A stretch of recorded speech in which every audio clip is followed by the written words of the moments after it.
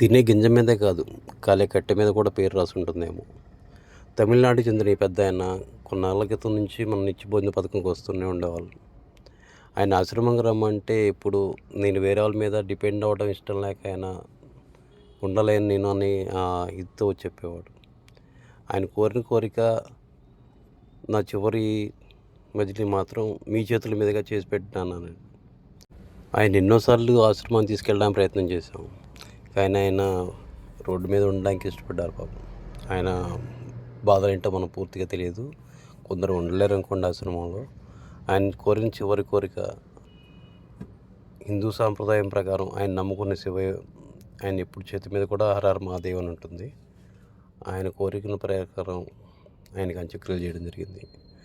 ఆయన ఆత్మశాంతి చేకూరాలని కోరుకుంటూ ఆయన అంత్యక్రియలు సహాయం చేసిన ప్రతి ఒక్కరికి హృదయపూర్వక ధన్యవాదాలు. Thank you.